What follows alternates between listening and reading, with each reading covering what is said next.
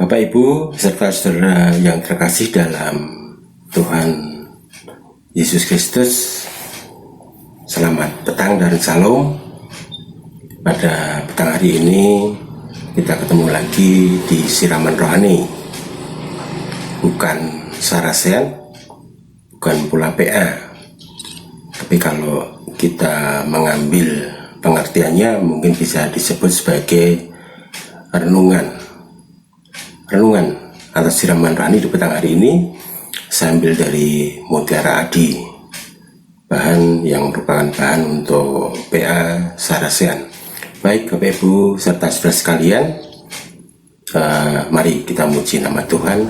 Bapak Ibu dan saudara yang dikasihi Tuhan, marilah kita menaikkan pujian dari Kidung Jemaat 249, bait yang pertama dan kedua, Serikat Persaudaraan.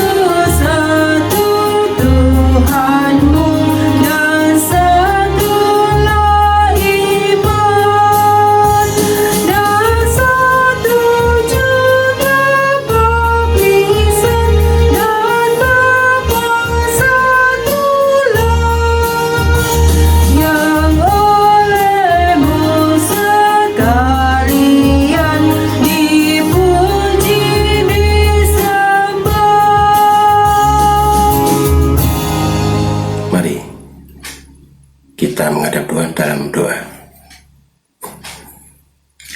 Tuhan Allah Bapa kami yang bertata di kerajaan surga yang maha mulia, Allah yang kami sembah di dalam nama Tuhan kami Yesus Kristus.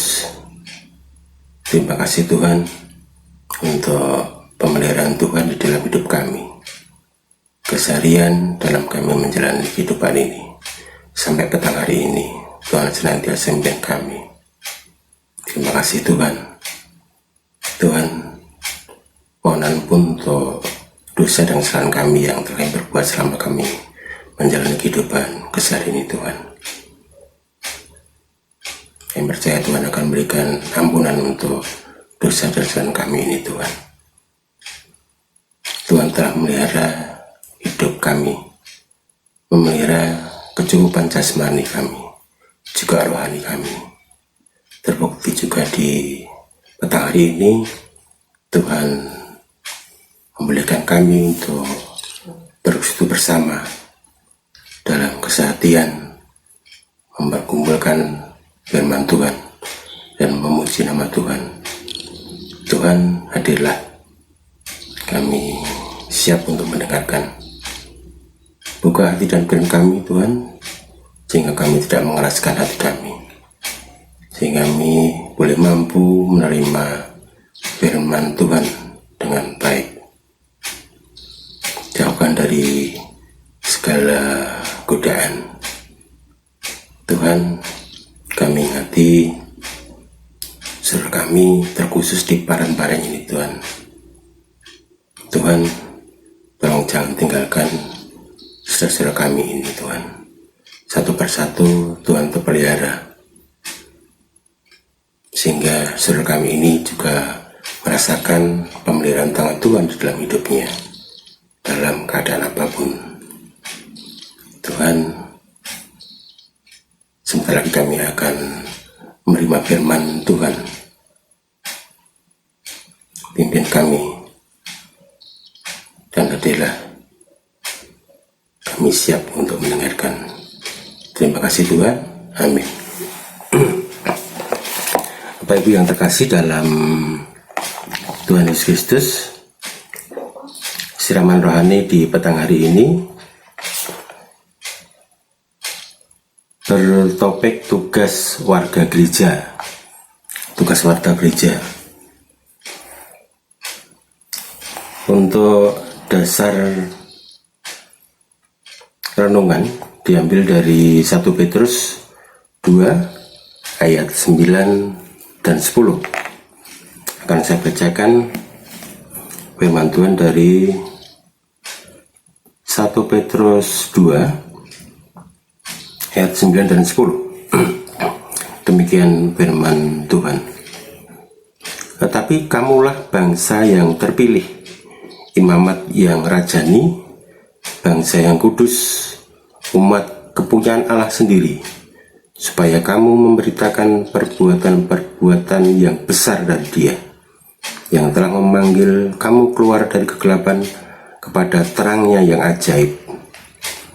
Kamu yang dahulu bukan umat Allah, tetapi yang sekarang telah menjadi umatnya, yang dahulu tidak dikasihani, tapi yang sekarang telah beroleh belas kasihan. Firman Tuhan dari 1 Petrus 2 ayat 9 dan 10. Adapun renungan secara lengkap akan saya bacakan dari buku Mutiara Adi. Akan saya bacakan lengkap. Berbicara tentang warga gereja tidak akan pernah terlepas dengan membicarakan gereja itu sendiri. Sesungguhnya gereja adalah warga gerejanya. Selama ini secara sederhana banyak orang memahami bahwa gereja itu hanyalah sebatas tempat orang Kristen beribadah. Padahal sebenarnya gereja itu adalah orangnya. Kita tahu itu ya. Marilah kita perhatikan kata gereja berasal dari kata gereja di bahasa Portugis, atau dalam bahasa Yunaninya eklesia. Eklesia berasal dari dua buah kata, yaitu ex dan kaleo. Kata ex berarti keluar, kaleo berarti memanggil. Jadi secara harafiah, eklesia berarti sekumpulan orang yang dipanggil keluar. Pertanyaannya adalah, dipanggil keluar dari mana? Dipanggil keluar untuk apa? Baiklah, sekarang kita perhatikan bacaan kita saat ini yang tadi sudah saya baca dari 1 Petrus 2 ayat 9-10. Surat 1 Petrus sebenarnya ditujukan kepada jemaat yang sudah tersebar di beberapa wilayah di luar wilayah Yudea. Jemaat ini merupakan golongan minoritas di tengah-tengah masyarakat yang tidak percaya kepada Kristus. Ayat-ayat sebelumnya melihatkan perbedaan antara orang Kristen dan mereka yang menolak Kristus. Bagi orang Kristen, Kristus adalah batu penjuru. Sedangkan bagi orang yang menolak, Kristus adalah batu sandungan. Dan pada ayat 9 dan 10, kekhususan orang Kristen semakin ditekankan. Hal ini perlu disampaikan dalam kerangka makin memperjelas dan memperteguh identitas dan iman orang-orang Kristen yang minoritas itu. Orang Kristen harus selalu menyadari identitas dan imannya yang berbeda dengan yang lain. Identitas dan iman inilah yang akan mewarnai gaya hidup orang Kristen di tengah-tengah masyarakat yang belum mengenal atau menolak Kristus. Perbedaan identitas ini perlu diperjelas bukan dalam kerangka untuk mengambil jarak atau musuh yang berbeda, namun sekali lagi agar orang Kristen memiliki arah dan gaya hidup yang jelas. Dalam surat ini berbagai sebutan dikenakan kepada orang Kristen, di antaranya bangsa yang terpilih, imamat yang rajani, bangsa yang kudus, dan umat kepunyaan Allah. Sebutan-sebutan ini dinyatakan sebagai identitas atau status yang baru bagi orang Kristen yang mau menerima Kristus. Sebutan itu bukan sekedar penambahan sebutan bagi orang Kristen. Semua sebutan itu bukannya tanpa makna dan bukan hanya untuk kebanggaan belaka. Tujuan dinyatakannya identitas baru bagi orang Kristen ini adalah agar mereka selalu sadar bahwa mereka adalah orang-orang yang telah dipanggil keluar dari kegelapan ke dalam terang. Orang Kristen adalah mereka yang dipanggil oleh Kristus dari hidupnya yang dulu dikuasai gelap, yaitu dosa, supaya berpindah ke dalam hidup yang terang benderang, yaitu dalam keselamatan Allah. Inilah gereja, sekumpulan orang yang telah dipanggil keluar dari kegelapan menuju terang Kristus. Kumpulan orang ini harus hidup dalam suasana persekutuan yang saling meneguhkan, menguatkan, menghibur, menegur, dan mengingatkan agar nyata bahwa hidup mereka sekarang ini sudah di dalam terang atau keselamatan. Inilah tugas gereja dan sekaligus tugas warga gereja, yaitu saling memelihara iman atau keselamatan warga gereja. Selanjutnya dari surat 1 Petrus 2 ayat 9-10 ini, kita tahu secara tersurat bahwa kumpulan orang yang dipanggil keluar dari kegelapan menuju terang tadi sebenarnya dipanggil untuk memberitakan perbuatan-perbuatan Allah yang besar yang telah memanggil mereka. Inilah tugas panggilan gereja sekaligus warga gereja yang utama, yaitu memberitakan perbuatan-perbuatan yang besar dari Allah. Perbuatan-perbuatan yang besar dari Allah adalah semua karya Allah dalam kerangka penyelamatan umat manusia. Oleh karena itu, kita tahu bahwa gereja sebenarnya bukan langsung menunjuk pada tempat atau gedung, namun gereja adalah kumpulan orang yang telah dipanggil keluar dari kegelapan menuju terang.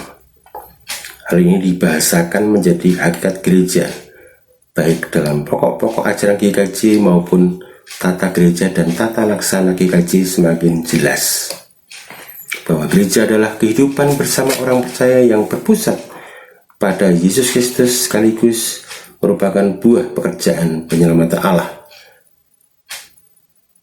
dan jawab manusia terhadap penyelamatan Allah, yang di dalamnya Roh Kudus bekerja dalam rangka pekerjaan penyelamatan Allah. Kita bisa lihat di PPA GKJ pertanyaan 75 dan mukadimah Takartala GKJ. Berdasarkan hakikat gereja ini, maka tugas panggilan gereja dan orang-orang percaya atau warga gereja dirumuskan seperti bisa dilihat di pertanyaan PPA GKJ nomor 60. Bersaksi tentang penyelamatan Allah kepada mereka yang belum mendengarnya, memelihara keselamatan orang-orang yang telah diselamatkan. Jadi pada dasarnya tugas gereja dan sekaligus warga gereja hanya ada dua, seperti yang tercantum di atas. Lalu bagaimana dengan persekutuan dan pelayanan yang biasanya juga dipahami sebagai tugas gereja dan warga gereja?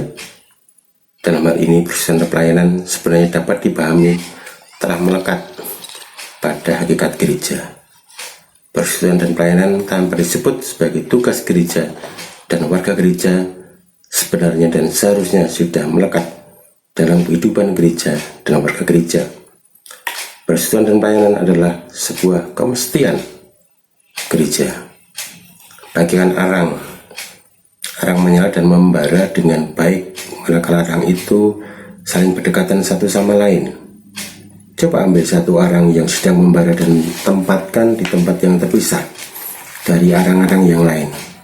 Pastilah ada yang terpisah itu lama-kelamaan akan nyalanya akan meredup pudar dan akhirnya mati. Demikian pula gereja dan warga gereja harus senantiasa hidup dalam suasana persekutuan dan pelayanan satu dengan yang lain agar tetap menjadi gereja dan warga gereja. Amin. Demikian uraian yang saya baca lengkap dari buku Mutiara Adi. Bapak Ibu yang terkasih dalam Tuhan, sebagaimana tadi telah kita baca bersama, kita bertanya bersama untuk tema renungan di petang hari ini, tugas warga gereja. Ya, tugas warga gereja. Tak kira mungkin kita bertanya, kenapa warga gereja mempunyai tugas? Tugasnya apa tuh? Bukannya kita cukup beribadah, kemudian bersekutu, apa lagi? Tapi kalau kita lihat pada bacaan tadi, kemudian beberapa uraian di dalamnya, kita melihat ada hal yang hakiki dari tugas warga gereja, yang tidak lain adalah gereja sendiri. Kita telah memahami bahwa gereja itu bukan gedung, tapi diri kita sendiri, itulah itu disebut gereja. Dulu mungkin untuk yang sudah tua seperti saya, dulu waktu masih muda, kita mengenal bahwa tugas panggilan gereja itu ada 3: koinonia atau persekutuan, kemudian apalagi marturia atau kesaksian, kemudian diakonia pelayanan. Tapi di bacaan tadi dikatakan bahwa 2 tugas warga gereja seperti di PPAG ya.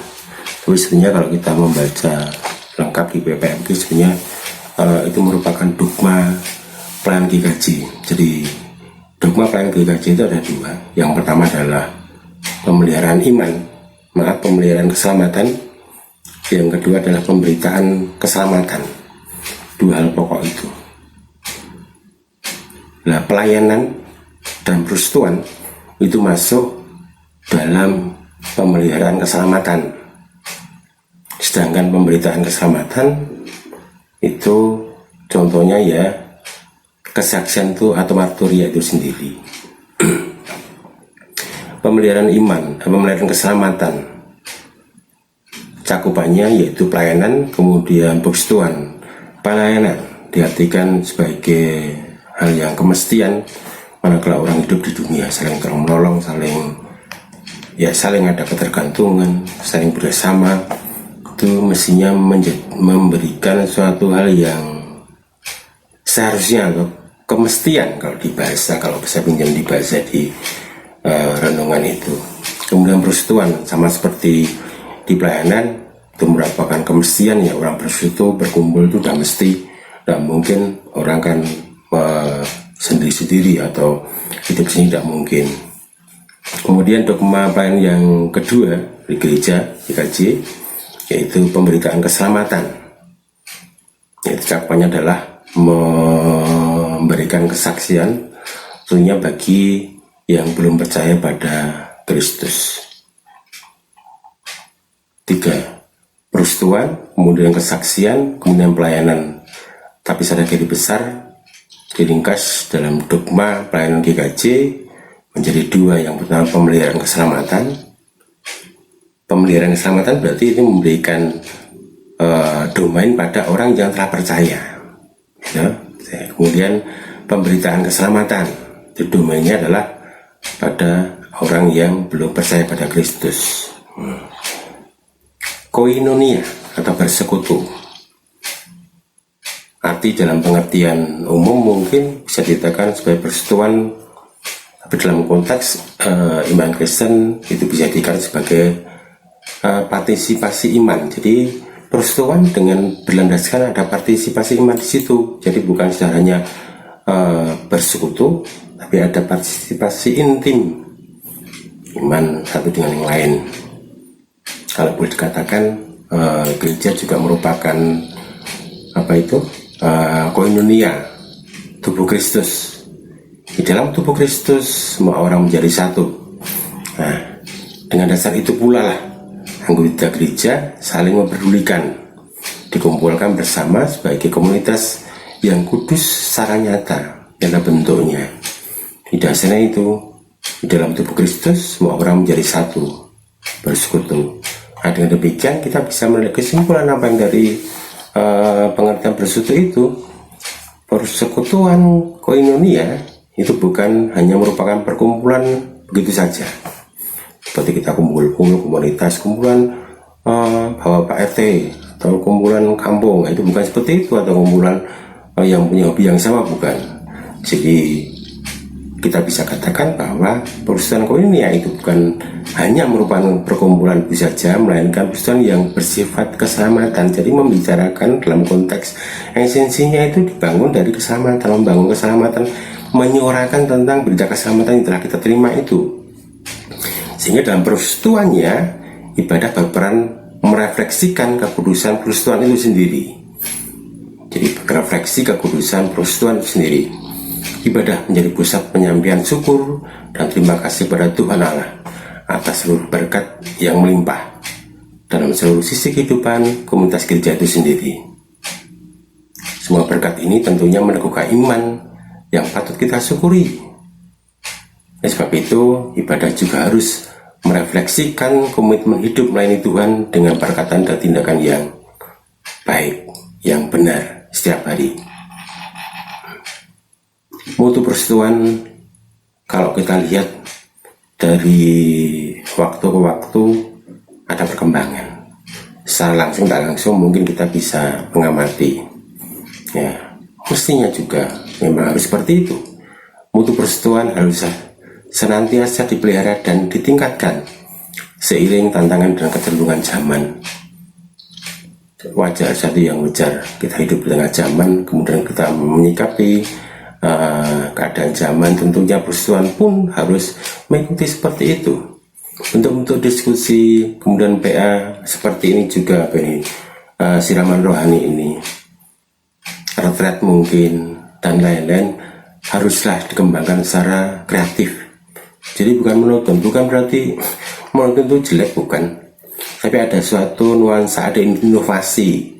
Yang tujuannya adalah apa? Tujuannya adalah menumbuhkan iman dan pertumbuhan iman di situ. Jadi bukan sekedar PA, diskusi, tapi yang jelas itu harus ada konteks menumbuhkan iman.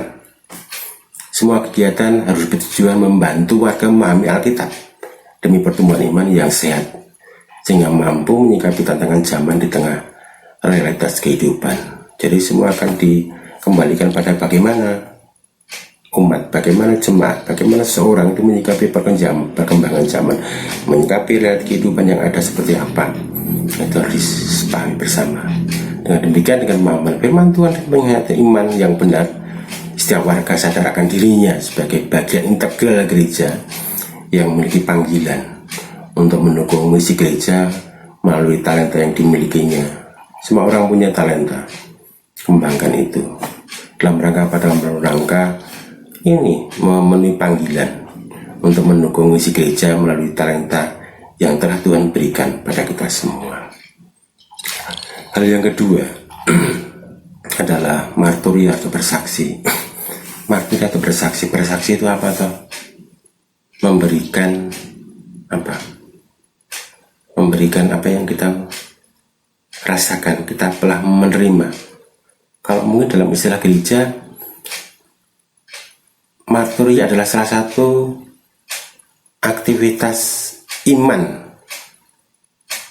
Jadi gereja memaknai itu sebagai seseorang yang melakukan aktivitas imannya sebagai tugas panggilan gereja, yaitu dalam hal kesaksian iman. Bagaimana seorang itu menyatakan imannya, menceritakan, menampilkan, melewat tentunya pada pihak lain. Pihak mestinya juga pada manusia, karena kita manusia seperti itu. Kesaksian iman yang dimaksud adalah pemberitaan Injil sebagai berita keselamatan bagi manusia. Injil berisi apa? Kabar kesukaan. Kita telah menerima kabar kesukaan, kita telah menerima kesaksian itu. Sudah selayaknya kita memberi kesaksian pada semua orang yang belum mengenal Kristus tentunya. Kesaksian itu menjadi penting. Kadang kesaksian disandingkan dengan tugas kejang yang lain, yaitu persekutuan dan pelayanan. Kalau kita kembali pada kata marturia, marturia sendiri sangat dekat dengan kata martir dalam bahasa Arab, syahid ya, dalam bahasa Arab syahid, yaitu orang-orang yang mati karena memberitakan Injil dalam konteks Kristen ini ya, pada zaman sudah Yesus Kristus. Kita memahami itu, kita bisa membaca banyak orang Kristen perdana yang harus mengalami penganiayaan karena percayaannya, dan sampai saat ini pun masih. Hanya mungkin kita tidak mendengar langsung, tidak menyaksikan langsung. Ibadah komunia bahkan bertujuan untuk persekutuan itu secara eksklusif, tapi harus melahirkan komitmen untuk memberitakan dan menyaksikan berita keselamatan pada semua makhluk. Jelas. Jadi tujuannya bukan hanya persekutuan secara eksklusif, seakan-akan eksklusif. Bukan itu, tapi harus melahirkan komitmen untuk memberitakan dan menyaksikan berita keselamatan pada semua makhluk. Menyaksikan, memberi kesaksian pada semua makhluk. Kalau tadi saya mengatakan hanya manusia, itu dalam konteks yang mudah dipahami karena kita manusia yang memberikannya kepada manusia. Dan mungkin secara luas kita bisa menyaksikannya dalam dalam bentuk nyata, gerak nyata, adalah sikap-sikap kita pada semua makhluk ciptaannya. Pemberitaan atau kesaksian harus dilakukan oleh orang percaya, baik secara individu maupun persekutuan. Jadi kesaksian itu bisa kita lakukan secara personal, mungkin sebagai bisa sebagai lembaga dalam gereja itu sendiri. Ketidakpanjat Tuhan secara individu maupun persekutuan untuk melaksanakan misi Tuhan di bumi ini. Ada demikian nyata bahwa tugas pemberitaan, kesaksian atau marturia itu harus dilakukan oleh perusahaan gereja, baik individu maupun persekutuan. Jelas harus dilakukan itu. Kita akan sadar bahwa kita itu murid, menyadari kemuridan kita dalam perjalanan hidup kita itu menyadari kita sebagai murid, dan Tuhan Kristus adalah gurunya. Karena itu maka kita harus memiliki komitmen dan kesetiaan sebagai murid pada guru kita, pada Tuhan Yesus Kristus. Nah, dengan demikian persekutuan menjadi alat yang kuat untuk mengkomunikasikan berita keselamatan dari Kristus itu sendiri. Itu. Kemudian yang ketiga adalah diakonia atau melayani. Pemberitaan atau kesaksian tidak cukup dilaksanakan dengan kata-kata bersaksi, tapi hanya bicara, hanya teoritis, mengatakan itu ngomong tapi tidak ada tidak ada bentuk nyatanya, tidak ada actionnya ya. Jadi kesaksian tidak cukup dilaksanakan dengan kata-kata, melainkan juga dengan perbuatan atau pelayanan diakonia, melayani.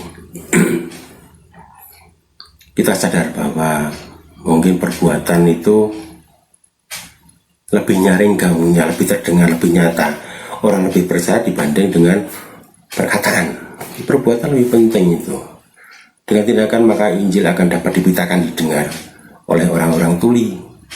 Dengan tindakan, orang tuli tidak mendengar Anda ngomong, kita ngomong tidak, tapi dengan tindakan mereka merasa, oh, ada pelayanan di sini, ada sentuhan di situ. Barangkali kalau kita bicara dalam konteks tertentu, gereja sulit melakukan pemberitaan firman Tuhan di khotbah sulit ya. Jadi bukan sulit dalam arti bagaimana khotbah itu, tapi untuk melaksanakan pemberitaan firman itu sulit. Karena mungkin di satu sisi saya tidak mengambil contoh negara tertentu, tapi itu jelas kadang-kadang tetap berkaitan dengan peraturan di negara tertentu. Ya, dengan tidak lain adalah untuk membungkam gereja akan berita keselamatan itu. Jelas kita sadar, walaupun kita secara mungkin secara takut-takut ya, mungkin kita sebenarnya paham negara kita juga memperlakukan itu harus kita akui. Gitu. Akan tetapi dengan pelayanan atau diakonia, gereja tidak dapat dibungkam. Persekutuan Koinonia memiliki seluruh berkat yang dapat dibagi kepada orang lain dalam Tuhan kita Yesus Kristus. Perkataan, kehidupan, tindakan diakonia yang kita berikan kepada orang lain atas nama Tuhan Yesus Kristus adalah juga suatu marturia. Oleh sebab itu, kita bisa menyimpulkan dengan demikian diakonia adalah bagian integral dari misi gereja sendiri. Pelayanan diakonia selama ini dipahami sebatas membantu para janda, fakir, miskin, yatim piatu, ya dalam demi kesejahteraannya. Sebenarnya kalau kita pahami, gereja dalam pelayanan diakonia harus mencakup dua hal. Yang pertama adalah tidak sekedar membantu, tapi yang pertama adalah upaya memahami akar penyebab keprihatinan sosial itu. Karena selama ini kan pelayanan diakonia kan lebih pada ini kesejahteraan. Jadi yang pertama adalah upaya pemahaman akar penyebab keprihatinan sosial itu sendiri. Yang kedua adalah mengembangkan prakarsa pemberdayaan untuk memenuhi kebutuhan hidup yang layak. Nah, ini mungkin dulu kita pernah bincang-bincang di Saracen atau PA. Itu kita pernah, mungkin gereja juga pernah ada pembentukan komisi jemaat ya. Itu mungkin perlu ya, itu mungkin bisa dijadikan ini sebuah diakonia. Jadi bukan hanya memberi, tapi harus tahu, memahami akar penyebab keprihatinan sosial itu apa. Kemudian mengembangkan prakarsa memberdayakan untuk memenuhi kebutuhan hidup yang layak. Ya, jadi mungkin adanya komisi atau tim atau apa tentang pengembangan gereja jemaat, saya rasa perlu dan baik saja. Di sisi lain mungkin dengan pengembangan gereja jemaat, otomatis kehidupan perekonomian jemaat akan meningkat baik, dan bahkan pula persembahan juga akan meningkat. Mengucap syukur kita pada Tuhan juga akan tambah. Itu juga menjadi tambahan kas untuk gereja ya. Jadi intinya itu kita bisa mengembangkan ekonomi jemaat dalam rangka untuk meminimalkan faktor gereja yang hanya memberi saja tadi. Kita bisa memberikan itu. Hanya dengan pemahaman pelayanan diakonia sedemikian gereja tidak dapat berfungsi sebagai agen transformasi di tengah masyarakat. Jadi kalau kita memahami seperti itu, kita akan disebut atau minimalnya kita akan tahu, kita akan bisa dikatakan sebagai agen transformasi di tengah masyarakat. Ya, masyarakat apakah kita harus masyarakat secara luas? Belum. Setidaknya kita memahami, kita melayani di komunitas kita dulu. Lalu sebetulnya seberapa pentingkah diakonia itu bagi pelayanan gereja? Pentingnya seperti apa? Organisasinya di mana toh? Itu sebenarnya merupakan tanggung jawab.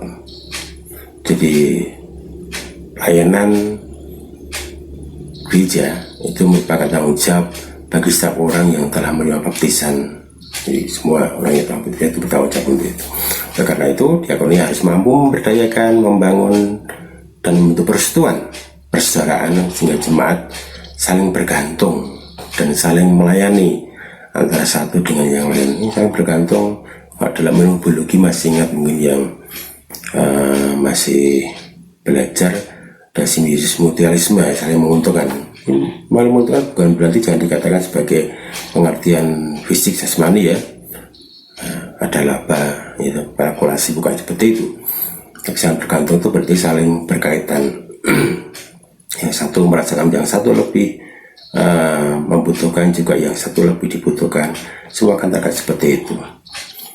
Kemudian bentuk-bentuk diakoni atau pelayanan di teori gereja ada 3: diakonia karitatif, diakonia reformatif, kemudian diakonia transformatif. Nah, untuk yang diakonia karitatif selama ini yang kita kenal itu ya, jadi dasarnya adalah atau seperti diakonia tradisional, jadi lebih pada tindakan belas kasihan, sebagaimana tindakan yang merefleksikan belas kasihan Allah pada manusia. Nah, jadi banyak gereja mendasarkan itu pada, kalau kita lihat di Matius 25 ayat 31 dan seterusnya, itu ada bentuk atau analogi dari diakonia karitatif seperti itu, sebagai bentuk diakonia yang karitatif ya. Jadi diakonia ini hanya melihat kondisi yang terjadi saat ini, melihat penderitaan, ada kemiskinan atau bencana gitu, atau bentuk lainnya, tanpa mencari lebih jauh yang menjadi penyebab itu apa. Yang penting kondisi saat itu apa, beri. Oh, miskin beri, menderita beri, ada bencana beri, hanya itu. Jadi konkretnya kalau diakonia karitatif ini memberikan bantuan pada korban bencana alam, santunan pada fakir miskin, ya, berikan bantuan pada panti asuhan. Nah, mungkin kalau contoh dari ini, maaf, bukan contoh ya, istilahnya hal yang hampir sama dengan diakonia karitatif untuk program pemerintah ini, mungkin yang sedang yang ramai itu program BLT itu ya.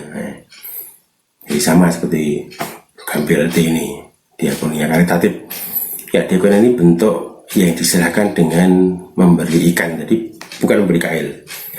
Orang mau makan pengen ikan, diberi ikan langsung, bukan diberi kail untuk memancing ikan. Nah, itu yang disebut sebagai diakonia karitatif. Dan yang kedua adalah diakonia reformatif. Ya, jadi dari karitatif tadi berkembang diakonia reformatif, reformasi, ada perkembangan pemikiran yang terjadi pada diakonia reformatif. Jadi di mana ketika jemaat kelaparan tidak lagi hanya memberikan roti atau ikan, namun berikan kail untuk mendidik masyarakat untuk berusaha menghidupinya, dengan kata lain memberikan pengetahuan atau mungkin keterampilan atau apapun agar membantu mereka untuk keluar dari kemiskinan dan permasalahan yang dihadapi. Jadi agar permasalahan juga harus diketahui ya. Jadi diakonia ini lebih mementingkan pada aspek pembangunan, membangun, jadi bukan hanya memberi tapi membangun itu sendiri. Yang terakhir adalah diakonia transformatif. Diakonia transformatif merupakan bentuk pedulian gereja yang terlibat langsung dalam persoalan-persoalan kemanusiaan. Nah, bedanya apa dengan yang tadi jelas tadi, kalau tadi memang manusia, tapi ini lebih sebagai skop yang lebih luas. Jadi diakonia transformatif katanya yang dilakukan adalah dengan pola pendekatan organisasi yang lebih meluas, skop yang luas, organisasi dari komunitas atau golongan atau kelompok agar mereka dapat merancang dan merencanakan hidup mereka sendiri. Saya pernah membaca buku karangan Nuh Haji SE, tapi judulnya saya ingat, Gereja dan Politik. Nah, di situ beliau menuliskan dengan keras, menurut saya keras ya. Jadi tanpa kepedulian terhadap orang miskin, maka gereja sesungguhnya telah gagal mengemban misi Kristen. Jadi tanpa kepedulian terhadap orang-orang miskin, kita disebut gagal, gereja disebut gagal mengemban misi Kristen itu sendiri. Jadi yang dituntut oleh Nuh Haji ini adalah selama ini beliau menangkap fenomena bahwa gereja sangat miskin, menyentuh kalangan yang marginal, yang terpinggirkan, itu sangat miskin, menyentuh seperti itu, sehingga beliau menuliskan seperti itu. Ya, saat ini seharusnya kita sadar bahwa misi Tuhan hadir tidak hanya pada masalah-masalah rohani semata, namun Tuhan Yesus menyentuh permasalahan kemanusiaan. Nah, ini juga saya ingat waktu itu di GKJ di Indo, waktu ada visitasi klasis, kemudian Pak Pendeta Wahyu mengatakan bahwa sinode tahun depan akan lebih mengedepankan atau mendekati ini program-program yang menyentuh kaum marginal terpinggirkan. Baru tadi siang saya telepon Pak Wahyu itu untuk mengingat kembali apa yang saya sampaikan di visitasi klasis berapa yang lalu. Ya, beliaunya agak lupa ingat, dan saya ingatkan, oh betul, ya memang seperti itu. Jadi selama ini gereja ibadah, gereja lebih banyak menyentuh pada masalah-masalah rohani, miskin, menyentuh permasalahan kemanusiaan. Ya mungkin termasuk sosial, politik, hukum, ekonomi, sangat miskin sekali. Jadi kesannya gereja lebih ya urusannya rohani saja, tanpa mencampurkan atau menyentuh hal yang berbau kemanusiaan secara jasmani mungkin. Ya, kalau kita lihat Tuhan Yesus di masa lalu, ya dari Alkitab kita bisa melihat dari Injil, bukan hanya menentang aliran kepercayaan yang menyimpang, namun Tuhan Yesus juga menentang kuasaan yang menindas kaum miskin yang disebabkan oleh kebijakan-kebijakan mereka. Jadi kalau kita lihat, kita bisa baca di Yang Baru bagaimana cerita orang Samaria yang sering dijadikan bahan contoh akan kepeduliannya pada korban perampokan dibandingkan orang Lewi yang mengenal hukum Taurat. Nampaknya hal ini harus kita kaji ulang kalau kita pengen mendalami lebih dalam lagi. Di satu sisi ada nilai plus yang dimiliki oleh orang Samaria akan kepeduliannya itu kepedulian terhadap orang yang dirampok itu. Namun seharusnya kita pada tahap pemahaman yang lebih tinggi lagi. Jadi bukan hanya seperti itu peduli lagi. Mestinya kepedulian kita harus kita lakukan tidak hanya sampai di situ, melainkan kita harus sampai pada tahap apa yang menjadi latar belakang terjadinya kasus itu atau kriminalitas seperti itu, dan solusi apa yang harus kita temukan. Nah, disinilah penekanan diakonia transformatif hadir. Jadi secara holistik, secara umum dikemas dalam transformatif, diakonia transformatif tadi. Ya, mungkin kalau bicara lebih skup yang lebih luas, mungkin dalam arti mungkin lebih ideal ya. Semoga aja itu bisa terlaksana. Mungkin gereja diharapkan hadir untuk memberikan pelatihan masyarakat di pedesaan, bagaimana bercocok tanam yang baik, bertani yang baik, menggunakan pupuk yang alami. Mungkin juga bentuk-bentuk seperti itu mampu membantu pemasaran produk hasil pertanian sampai pada ini penjualannya, jadi membantu dari awal sampai akhir. Ya, jadi gereja diharapkan tidak hanya mampu berbuat kepada mereka yang telah mengenal Kristus, tapi juga pada masyarakat luas dalam bentuk diakonia yang lebih transformatif. Itu jadi lebih umum, lebih berani.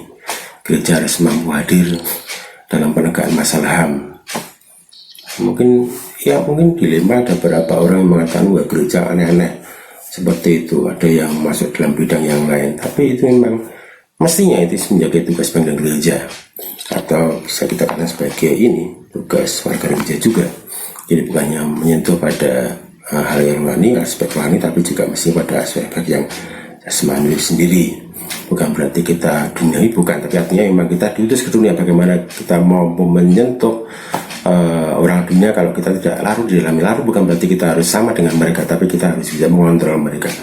Nah, mengontrol dengan cara apa? Dengan tadi beberapa diakonia tadi, kita bisa pilihkan yang mana. Dari tiga itu kita pilih yang mana. Sama seperti mungkin gereja harus memberikan solusi tentang penanggulangan illegal logging, ngurus hutan lagi ya seperti itu. Nah, bisa juga memberikan pembelaan kepada masyarakat yang lemah.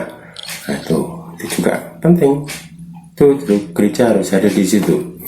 Ya, tapi semua dapat dilakukan dengan membentuk satu lembaga yang khusus. Jadi memang harus bukan terpisah ya, tapi artinya memang khusus untuk mengurusi masalah-masalah itu. Memang harus ada bentuk atau lembaga yang khusus. Namun kalau kita atau gereja melakukan seperti ini atau berani melakukan seperti ini, otomatis persoalan yang lain akan muncul. Itu sudah pasti. Hal yang kecil saja, kita bergerak sedikit atau kita memberikan lessi sedikit, masih banyak respon, apalagi yang besar berani seperti itu. Ya, misalnya gereja secara paling tegas dan benar-benar mewujudkan diakonia sebagai tugas pemimpin gereja yang transformatif tadi, pasti itu akan ada respon dari pihak lain, pasti seperti itu. Ya, sebagaimana kalau kita menjadi ini di India, kita masih ingat Ibu Teresia. Beliau sangat peduli pada orang-orang miskin. Nah, mestinya kalau orang baik, tujuan baik, itu tindakan baik, mestinya dapat respon yang baik, yang positif. Tapi justru bukan respon positif yang beliau dapatkan, tapi tuduhan bahwa Ibu Teresia berniat mengkatolikan India pada saat itu. Respon yang tidak diharapkan. Artinya bukan Bu Teresia mengharapkan itu, bukan, tapi secara umum mestinya hal yang positif mesti harus direspon positif, hal yang baik mestinya seperti itu. Kita masih ingat juga ketika ada tsunami Aceh, gempa bumi di Jogja, banyak dari kita terambil bagian membantu korban. Namun ya memang tidak semuanya, tidak banyak, tapi ada isu kristenisasi yang berkembang di masyarakat pada waktu itu. Tadi yang saya katakan seperti itu. Jadi kalau kita melakukan dan berani tampil seperti itu, menjadi gereja yang transformatif, diakonia transformatif, pasti hal seperti itu ada, reaksi seperti ada. Nah, apakah dengan begitu kita akan terus sudah sekarang tidak usah saja, kita tidak usah melakukan diakonia transformatif? Apakah harus seperti itu? Ya kan? Bagaimana? Apakah tidak usah saja? Coba nanti akhirnya juga kita malah seperti itu. Ya, nah, bagaimana dia akan diakonia transformatif dapat kita terapkan jika selalu ada penolakan? Mau melakukan ini ditolak. Tolak mungkin bukan berarti bukan itu, tapi ada mungkin isu-isu negatif yang kita dengar, kita terima seperti itu. Ya, kira-kira apa yang dapat dilakukan untuk menjembatani, untuk minimalnya dia akan transformatif terjalan, ya, dengan meminimalkan isu-isu yang negatif atau respon yang negatif itu. Ya, itu bisa kita lakukan, diatasi dengan jalan kita menerapkan diakonia tersebut, diakonia transformatif tersebut, dengan melepaskan gereja sebagai sebuah organisasi. Namun kita menggunakan pengertian gereja sebagai individu kita masing-masing, sebagai ini, sebagai si A juga gereja.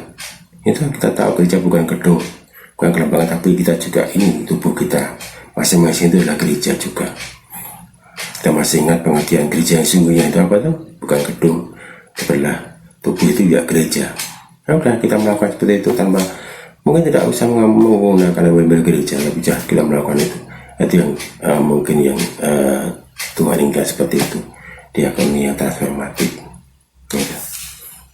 Hati kita sudah seharusnya memiliki visi penerapan diakonia tersebut. Bagaimana hadir untuk membela kaum-kaum marginal, hadir dalam kehidupan sosial, pengentapan kemiskinan, mungkin terlibat langsung dalam sebuah sistem kebijakan, dan kedepannya mampu menciptakan kebijakan berpihak pada masyarakat lemah. Sekali lagi ini bukan dan saya bukan lebih membela yang lemah atau mengajak membicarakannya, itu bukan, tapi konteksnya adalah diakonia transformatif. Ya, kita seharusnya hadir di mana-mana. Warga Kristen, umat Kristen, jemaat Tuhan, anak Tuhan, seharusnya hadir di mana-mana, di setiap bidang kemanusiaan, mampu hadir dengan ide-ide penanggulangan permasalahan kemanusiaan yang ada pada saat sekarang ini. Kita harus tampil. Itu mungkin kita sebagai pengusaha harus mampu kita lapangan kerja, bukan dari yang penting laba banyak, bukan itu. Mampu kita kerja, membantu politikus, kalau kita sebagai politikus mampu menciptakan produk undang-undang yang berpihak pada rakyat, bukan untuk kelompoknya sendiri. Orang hukum harus menegakkan keadilan dengan benar dan sebagainya. Jadi itu perangkuman yang dapat saya sampaikan, bagaimana kita sebagai warga gereja, tugas dan tanggung jawab yang melekat, sama seperti kita sebagai murid, Tuhan Yesus sebagai guru, murid harus tunduk pada gurunya. Apa yang dikatakan gurunya, apa yang dicontohkan gurunya, kita wajib untuk mengikutinya. Baik Bapak Ibu saudara-saudara sekalian, walaupun ini tugas siraman rohani, tapi tidak ada salahnya kalau mungkin sebuah catatan kecil saja dari saya. Mari kita merenungkan, atau mungkin memberi simpulan, melayani, kemudian bersaksi, bersekutu. Apakah semua sudah kita lakukan sebagai bentuk dari tugas warga gereja itu? Mungkin bentuk-bentuk seperti itu tidak harus dalam bentuk fisik, tapi setidaknya kita paham akan ketiga tugas itu yang secara singkat dibagi dua oleh ini GKJ sebagai dogma pelayanan itu. Saya jadi ingat untuk yang kesaksian tadi,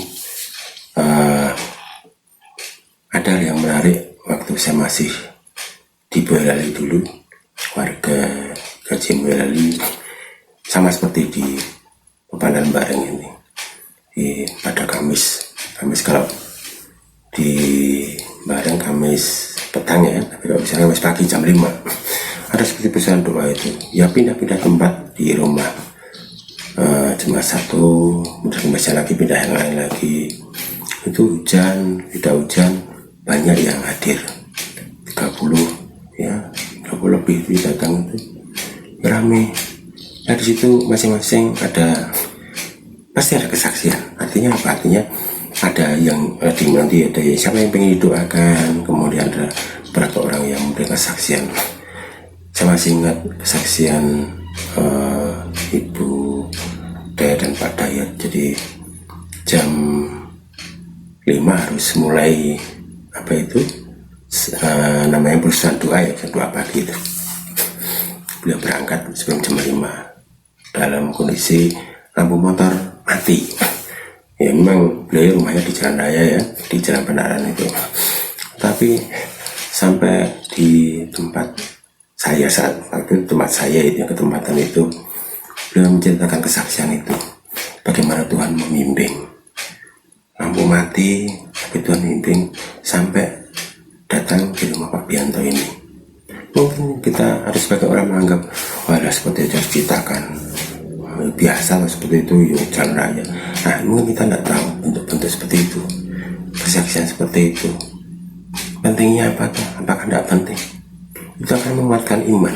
Setelah suaminya, oh berarti betul hal yang kecil mungkin bagi orang lain mungkin menjadi orang dari besar. Kita diingatkan untuk mengingat bahwa sekecil apapun itu pertolongan Tuhan harus kita syukuri, kita bersaksi pada orang lain. Apa Tuhan aja itu di komunitas orang Kristen, tapi misalkan ketemu orang lain yang belum percaya, mungkin bisa disampaikan pula. Orang lain juga tahu, oh ini ada pemeliharaan Tuhan di dalam hidup orang ini.